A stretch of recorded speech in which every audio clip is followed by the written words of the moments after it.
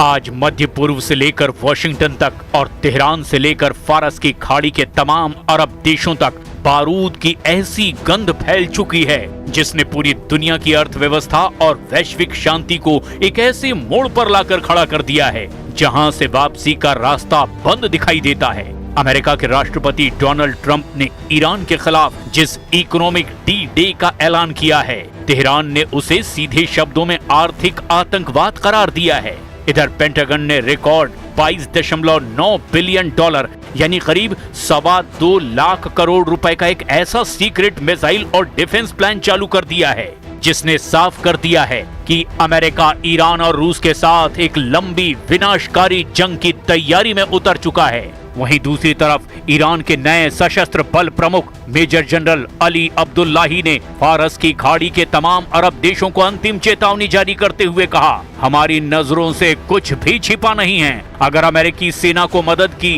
तो अंजाम सीधा युद्ध होगा।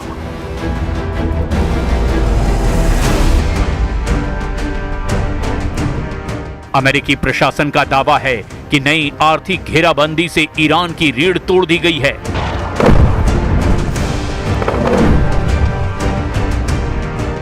और उसकी अर्थव्यवस्था कुछ ही हफ्तों में घुटनों पर आ जाएगी। लेकिन क्या तेहरान इससे डर गया है? जवाब है बिल्कुल नहीं।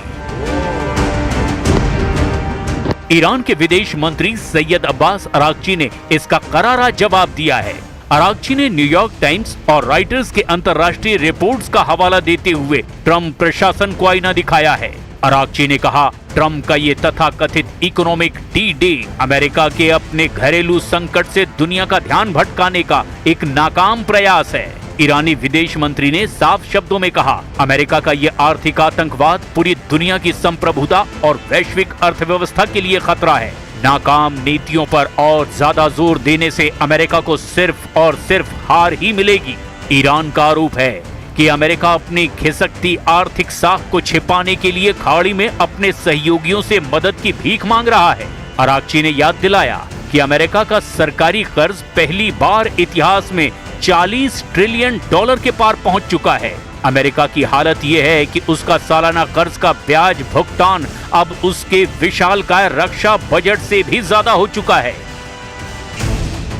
ईरान युद्ध को लगभग 175 दिन होने वाले हैं। 5 महीनों से ज्यादा की जंग में इस वक्त ट्रंप बुरी तरह से फंस गए हैं। एक तरफ हॉर्मुज पर ईरानी गदर है तो वहीं दूसरी तरफ अमेरिका के बेहद महंगे और एडवांस MQ-9 ड्रोन को ईरानी सेना और हूथी लड़ाके कीट पतंगों की तरह हवा में मार रहे हैं।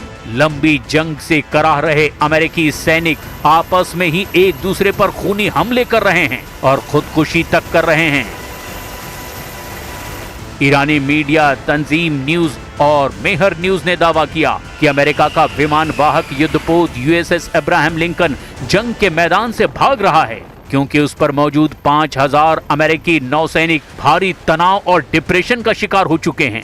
फारस की खाड़ी और हॉर्मुज में इस वक्त 21वीं सदी का सबसे भीषण सैन्य दलदल बन चुका है। कूटनीतिक गलियारों में एक ही चर्चा है, हॉर्मुज के ट्रैप में डोनाल्ड ट्रंप का प्रशासन पूरी तरह से उलझ गया है। ईरान के रणनीतिकारों ने साफ कर दिया है कि ये कोई 2-4 दिन की झड़प नहीं बल्कि एक लंबी थका देने वाली जंग है। खुफिया रिपोर्ट्स और ईरानी सैन्य कमान के बयानों का दावा है कि तेहरान ने 2029 तक युद्ध जारी रखने की तैयारी कर रखी है। ईरान का मानना है कि हॉर्मुज से दुनिया के 20% कच्चे तेल का रास्ता रोककर वो अमेरिकी अर्थव्यवस्था और वॉशिंगटन के सैन्य दबदबे को धीरे धीरे घुटने पर ले आएगा।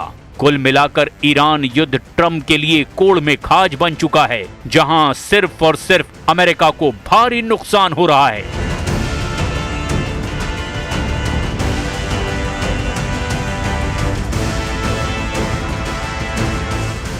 ईरान युद्ध अब हॉर्मुज की सरहदों तक सीमित नहीं रहा है, बल्कि हॉर्मुज अब ईरान युद्ध में हार जीत का हॉट पॉइंट बन चुका है। पूरा पश्चिम एशिया इस वक्त युद्ध से पैदा हुए हालात को देखते हुए ईरान के खिलाफ डबल मोर्चा बनाने में जुटा है। पश्चिम एशिया में मौजूद अमेरिका के 8 मुख्य मिलिट्री बेस ईरान के हमलों और भीषण खतरों के बीच जंग करने को मजबूर हैं। एक तरफ फारस की खाड़ी में अमेरिकी युद्धपोत और ईरानी मिसाइलें आमने सामने हैं, तो दूसरी तरफ वॉशिंगटन और तेहरान के बीच बयानों का युद्ध अपने सबसे खतरनाक स्तर पर पहुंच चुका है। अमेरिकी राष्ट्रपति डोनाल्ड ट्रंप ने सोशल मीडिया पर दावा किया कि स्ट्रेट ऑफ हॉर्मुज पर अमेरिका का पूर्ण नियंत्रण हो चुका है, लेकिन ट्रंप के इन दावों की हवा खुद अमेरिकी अधिकारियों और अमेरिकी मीडिया ने निकाल कर रख दी है। फारस की खाड़ी में चल रहा युद्ध अब उस मोड़ पर पहुंच चुका है जहां दुनिया की सबसे बड़ी सैन्य महाशक्ति अमेरिका को एक ऐसा झटका लगा है जिसकी कल्पना पेंटागन के रणनीतिकारों को भी नहीं थी। अमेरिकी वायुसेना का सबसे भरोसेमंद, सबसे अत्याधुनिक और घातक हथियार MQ-9 रिपर ड्रोन ईरान के आसमान और होर्मुज की हवाओं में तबाही का शिकार हो रहा है।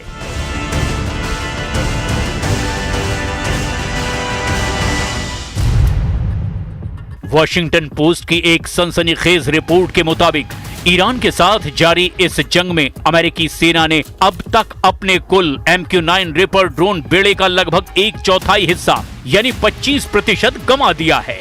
आंकड़ों की भाषा में समझें तो कम से कम 45 महंगे रिपर ड्रोन या तो मार गिराए गए या फिर तकनीकी खामियों की वजह से क्रैश हो चुके हैं। ये नुकसान केवल एक ड्रोन का गिरना नहीं बल्कि अमेरिका के 1.3 अरब डॉलर यानी लगभग 11,000 करोड़ रुपए से ज्यादा के सैन्य साजो सामान का धू धू कर जल जाना है।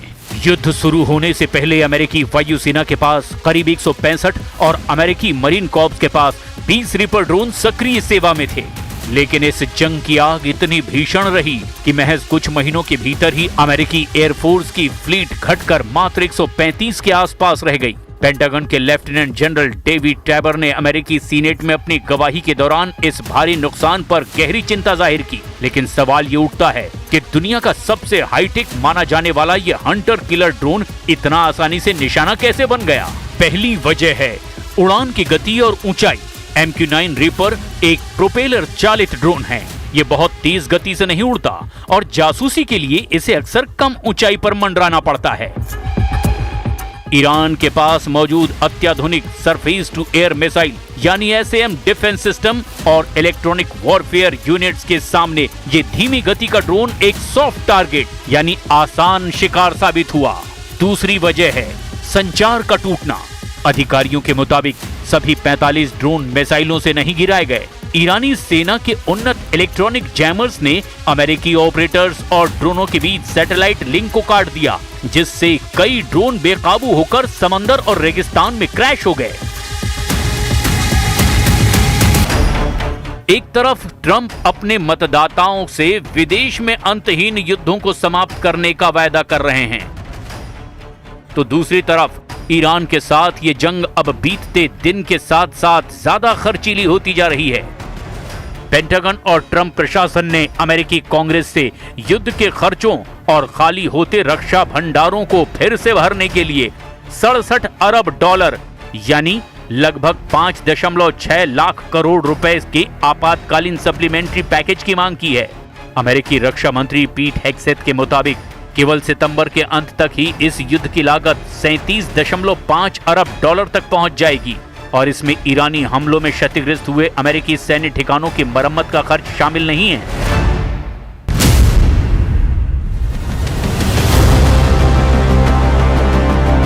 पश्चिम एशिया यानी मिडिल ईस्ट एक ऐसी भयावह आग की चपेट में है जिसकी लपटें अब सिर्फ तेहरान या तेल अवीव तक सीमित नहीं हैं। ईरान ने एक ऐसी धमकी दे दी है जिसने खाड़ी देशों की रातों की नींद हराम कर दी है। तेहरान का संदेश बिल्कुल साफ है, बेहद तीखा है कि अगर ईरान पर हमला हुआ, अगर उसकी तेल और परमाणु ठिकानों को निशाना बनाया गया तो पूरा अरब ही आग में भस्म कर देंगे। गल्फ कंट्रीज यानी सऊदी अरब, संयुक्त अरब अमीरात यानी UAE, कतर और कुवैत, इन सभी देशों के ऊर्जा केंद्रों पर ईरान की मिसाइलों की सीधी नोक है। दुनिया के सबसे बड़े तेल और गैस ढांचों को तबाह करने की चेतावनी दी जा चुकी है।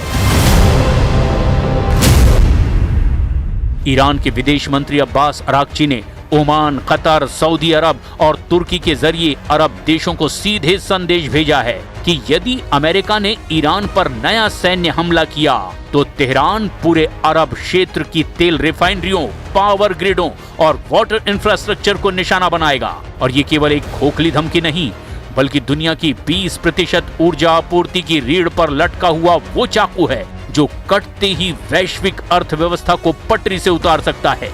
हालिया रिपोर्ट्स के मुताबिक ईरान ने ओमान और दूसरे मध्यस्थों के जरिए गल्फ देशों को सीधा और सख्त चेतावनी वाला लेटर भेजा है।